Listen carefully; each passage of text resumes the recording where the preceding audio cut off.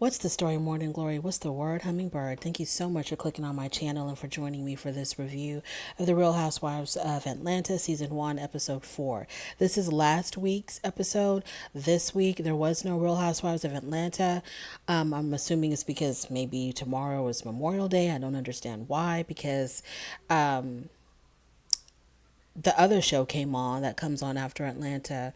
Love Match Atlanta still came on, so I don't know why Real Housewives of Atlanta didn't come on tonight. But anyway, this is episode 4 from last week. So we start off with Marlo. She is meeting with her builder. Marlo is planning to build a home, and I hope to God that it doesn't take 11 years to build this home, because as much as she talked about Sheree and Kenya's home, if this house doesn't get built in 6 months or less, she better be prepared to get absolutely dragged, because she said she had a lot to say about other people's homes. So let's hope that this is going to be built within a reasonable amount of time and that the home itself is going to be up to par. So Sheree and Kenya arrive and she shows them the plans for the home. And I don't know if she's going to have several closets in her master bedroom area, or just, I know she's going to have one humongous department store size closet, but it also looked like there were other closets as well, like a shoe closet. I don't know, I have no idea. The thing about closets, the obsession that these women have for closets, I'm not understanding. I've never understood. I just don't get it, because I'm not that much, and I don't get it because I'm not into fashion like that. I don't care about clothes. I don't care about shoes. I can live in a hoodie and some damn sweatpants and some, tennis shoes or some sliders, and I'll be good. I don't need all of that closet space. To me, it is redunculous how these women have to have a closet bigger than any other room in the house. For example, like in Married to Medicine, Latoya had to have a 2-story closet. Like, why? Where are y'all women going that y'all need so many clothes? Like, how many appearances, how many events are y'all being asked to attend that you have to have so much clothes and you don't want to wear the same thing twice? I don't get it. So either Sheree or Kenya had noticed that the closet was going to be bigger than her master bedroom. And so they were like, so your closet's going to be bigger than your bedroom?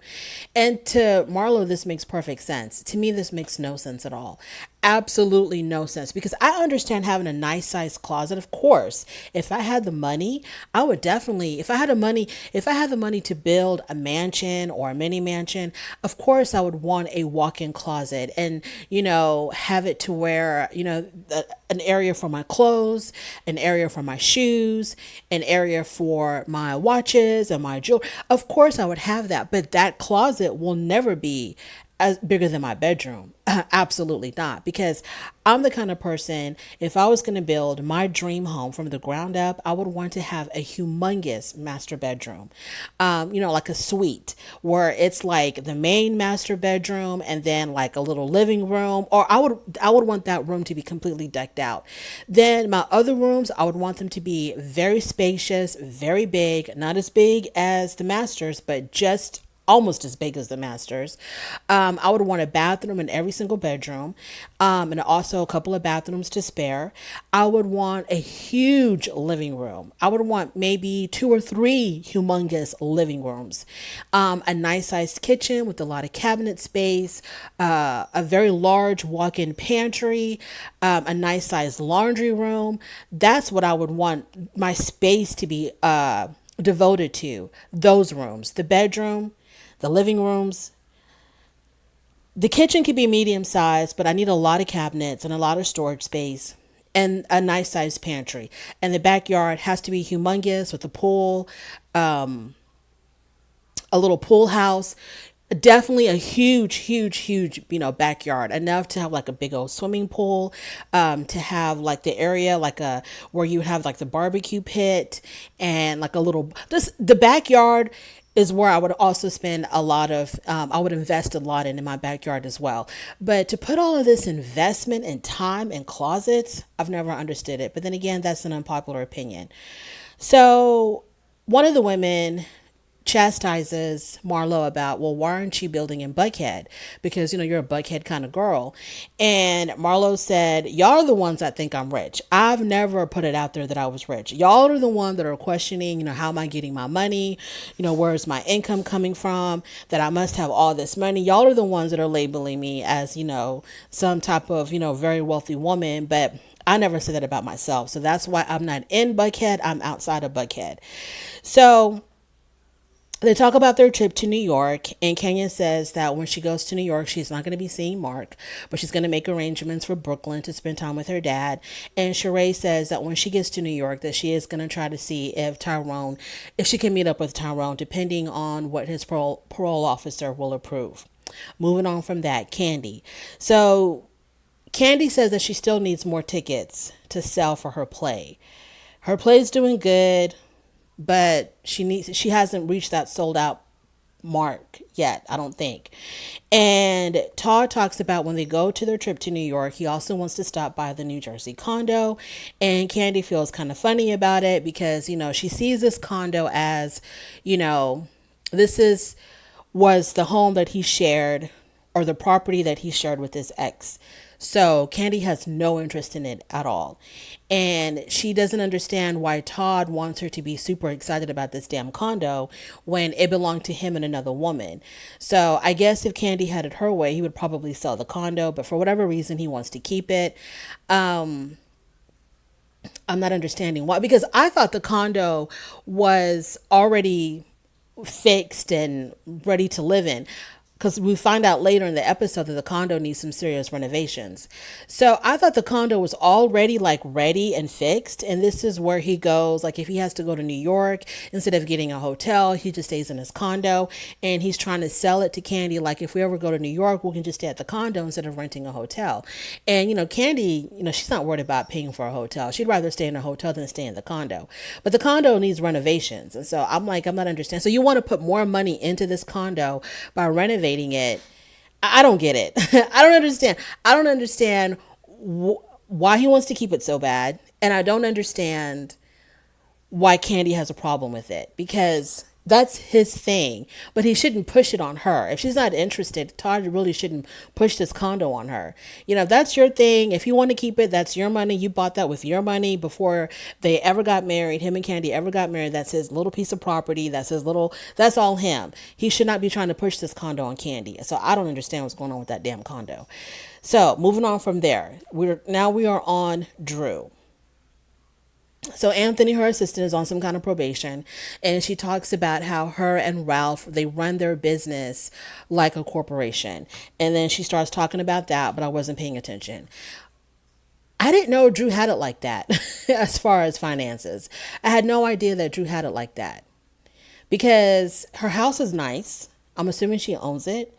I'm not quite sure what Ralph does. And her acting roles seem to be kind of sparse. So I'm not understanding where they're getting all this money, where they have all these assistants and they live in this humongous house. And, she says that they run their business like a corporate. I don't understand what's going on with her finances. So they have a counseling session with Dr. Ken. And up until now, Ralph was still sleeping in Makai's room, their son Makai.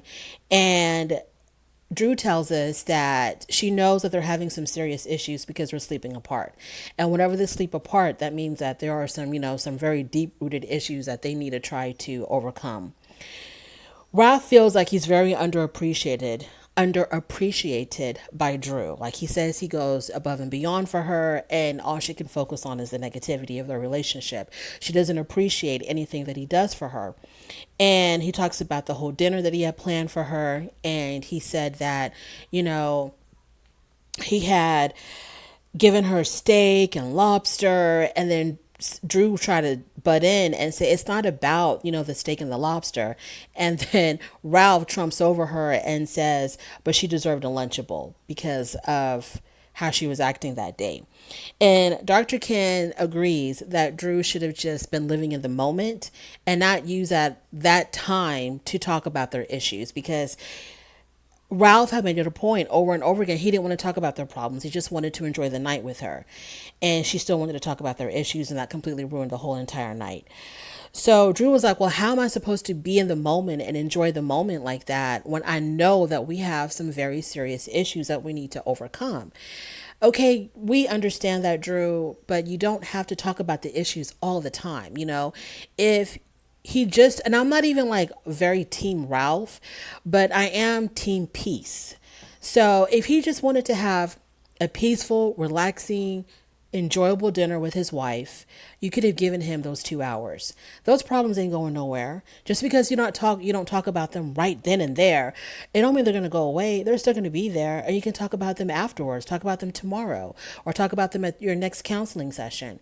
Yes, the issues are there, and I know, and I understand where she's coming from. It's like, okay, I know that we're having major problems. I don't even know if this marriage is gonna last. So how am I supposed to sit here and enjoy the steak and the lobster and the company and all of this and that you're doing for me when I know that this is not going to last, because we're going to be fighting tomorrow. We're going to be fighting again next week because we haven't resolved our issues. So how can I enjoy this when I know this is just going to be temporary? But you don't know that. Maybe this could be the start to something different. I don't know, but the dinner was ruined, and now here they are in this counseling session. So Dr. Drew gives them, Dr. Drew also points, not Dr. Drew, Dr. Ken, he also points out that the way that y'all talk to each other, it's like y'all are constantly attacking each other. You don't really talk to each other or conversate with each other. It's just attack, attack, attack. And so he gives them an assignment, and the assignment is for 30 days, no yelling and no attacking. And if you break that agreement, then you have to be basically like the servant of the other, of your partner. You have to do whatever they want you to do.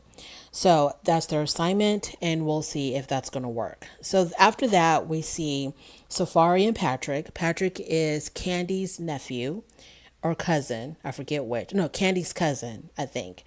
And Safari is his girlfriend, and we know them from a Candy spinoff show, Candy and the Gang. So they're going around delivering some adult toys or whatever to all the people in the group, and Safari and Patrick are dressed up like some type of S&M couple, and it was very bizarre, and it was what it was.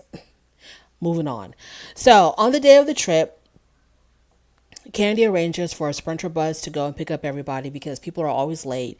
So she's going to make sure that she picks up everybody so they get to the airport on time.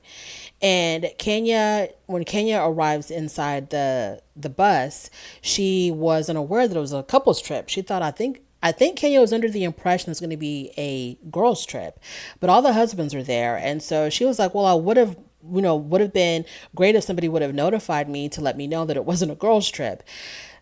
Sorry, Kenya. So Candy asked everybody how do they like their little surprise that she had given them, when Safari and Patrick went to everyone's home delivering whatever it was that they were delivering. And they're all like, yeah, it was cool, whatever. And Kenya was like, she didn't like it. Kenya and Marlo had the biggest issue with that. I don't know if it's because they don't have husbands or what, but they didn't like it at all. Especially Marlo. Marlo thought it was like so inappropriate. And it's funny that Marlo would think that that's inappropriate because you would think that Marlo would understand things like that because, word on the curb is that she uses her body to get the things that she wants out of life. I don't know. But Marlo and Kenya, they didn't care for that. So Candy tells everyone that they're going to stop by New Jersey first to see Todd's infamous condo. And as she's talking about this condo, she's rolling her eyes and she's giving a whole lot of attitude. And I'm like, what's up with all this passive aggressiveness, Candy? Like, what is going on with this why are we still talking about this damn condo? And why is everybody going to be forced to go see this condo? I don't understand why we're talking about this condo. So Candy tells the group, maybe y'all can give me some inspiration on why, this keeping this condo is such a great idea or whatever. And, Todd, he's just sitting next to her completely silent. And I'm pretty sure he's probably like boiling underneath the surface.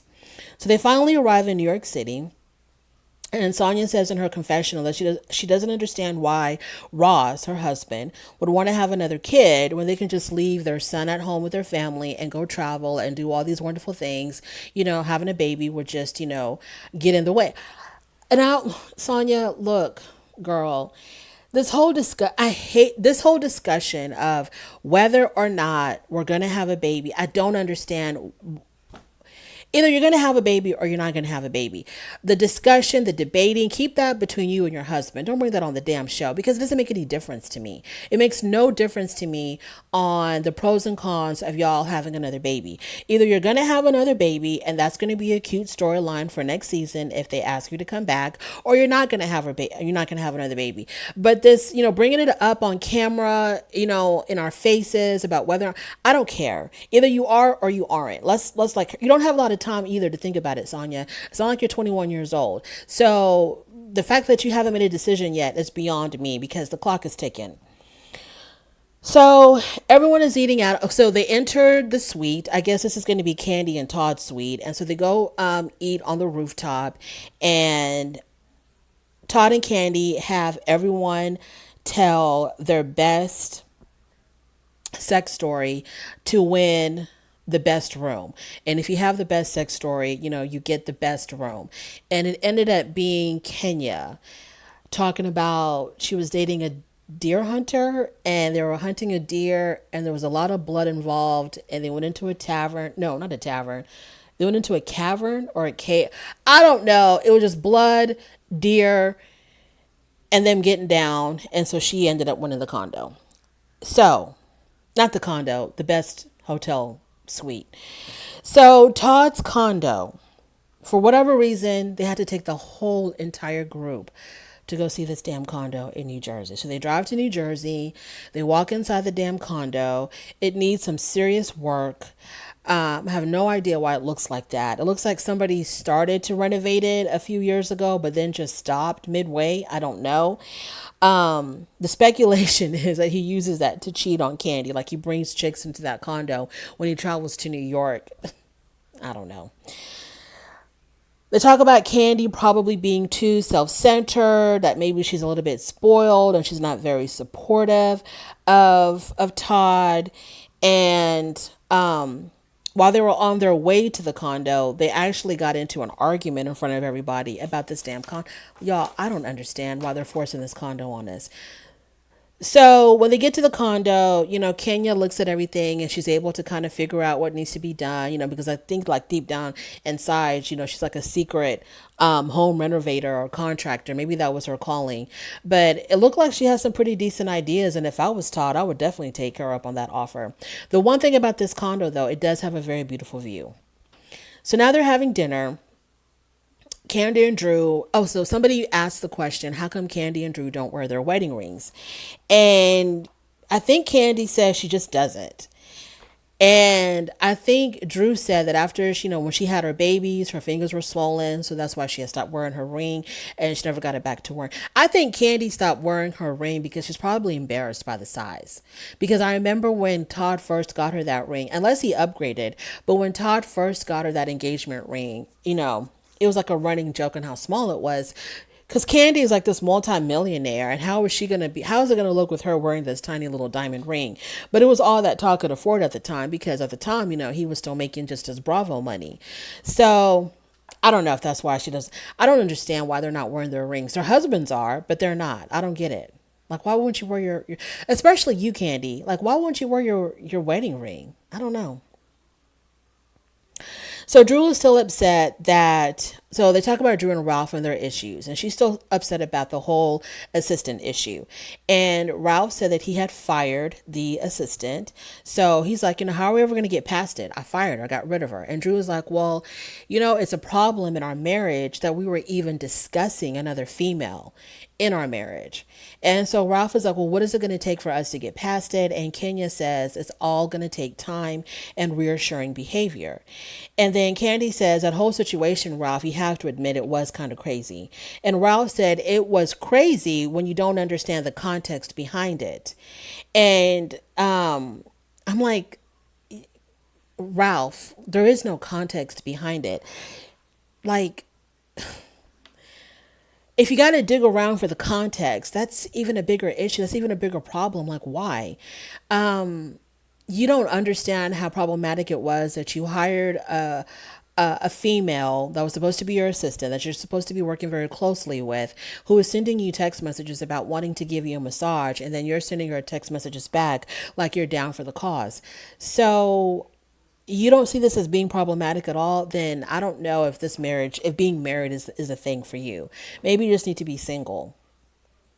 Kenya says that Ralph really reminds her of Mark, and it's really crazy because, Mark had a way of making Kenya feel like she was losing her mind, and Ralph was doing the same thing to Drew, which is what people call nowadays as gaslighting. And they showed examples of Mark, basically gaslighting Kenya, saying things that happened that didn't happen, or saying that something didn't happen when it actually did, and making Kenya really question her mentality. And that's exactly what Ralph is doing to Drew. And Kenya tries to tell Ralph that him discounting the way Drew remembers how things happened, it's not right. It's wrong for him to do that. You can't just be dismissive. If she says something happened and you claim that it didn't happen, and then you just kind of dismiss her like, well, if he said it happened, then it happened. Or if he said it happened, then you see it your way, I'll see it my way. You can't do that. Either the thing happened or it didn't happen, but don't make your wife feel stupid or make your wife feel crazy because she's recounting it probably a little bit more accurately than you are, but you just don't want to, admit to whatever. Just don't do it, Ralph. Just listen to your wife and have a discussion with her and try to understand exactly where she's coming from. And she needs to understand where you're coming from. And I need to come to some kind of understanding, but don't just like waver off like, okay, you see it that way, then that's just how you see it. Don't do that. So Ralph tries to dismiss Kenya. So he's like, anyways, and then he starts talking to somebody else. And Kenya's like, hold up, you will not be dismissing like that. I'm trying to say something here. And then the conversation goes to who was it? Marlo brings up, like, she says, but Drew, you also are contributing to some of the issues in your marriage because the way a person, you dictate how a person treats you. You're in control of that. So you're the one that's kind of showing him how you want to be treated. And that's why he's treating you the way he's treating you. And then Drew tried to make it. So then the whole entire group now is talking about how, yeah, Drew, you have fault in this too. You have issues too. For example, you could never admit when you're wrong. And then they tell her like the whole thing with Sheree. Sheree was trying to give you some information about your own assistant, but then you're very dismissive towards Sheree about it. And you were kind of like attacking Sheree. And Drew tried to make it seem like, well, she was, if you're going to bring something to me, I'm going to finish it. If you're going to start it, I'm going to finish it. And it was like, what are you talking about, Drew? Sheree was just trying to enlighten you on what your assistant has been telling people. She wasn't trying to bring anything to you. She was like stating facts about your own assistant, but Drew was being completely dismissive of it. So then Sheree pulls up her phone and she shows the picture that Anthony had sent her of Ralph and some other guy. And the message was, this is Drew and Genesis' baby daddies. And Anthony says, and I have more scoop on Ralph. And the more scoop that he had on Ralph was that Ralph was gay. And so Ralph was like, who said that? And then Sheree said, your assistant Anthony is going around telling people that you're gay. And that's where the episode ended. Oh my God. I never thought I'd be talking so much about Drew Sidora and her husband, her wacky husband, Ralph. Drew and Ralph are just silly, absolutely silly. These people, they treat their marriage like it's a game. They have a counselor, but I don't even know how seriously they're taking it. Ralph is just annoying as hell. He's so annoying. No one can really talk to Ralph. It's so hard to talk to him because his way of thinking, the way his brain processes things is just bizarre. It's just absolutely bizarre. Like, I don't get it. I don't get Ralph at all. And I don't get. So I guess this is going to be the Drew and Ralph show with a little bit of fake marital discord from Candy and Todd. I don't know. I don't know about this season. I have no idea. Anyways, that's my review of The Real Housewives of Atlanta. If you made it through to the end, God bless you. If you like this content, subscribe. If you don't like it, don't worry about it. But thank you for stopping by anyway, and I will definitely talk to you later. Bye.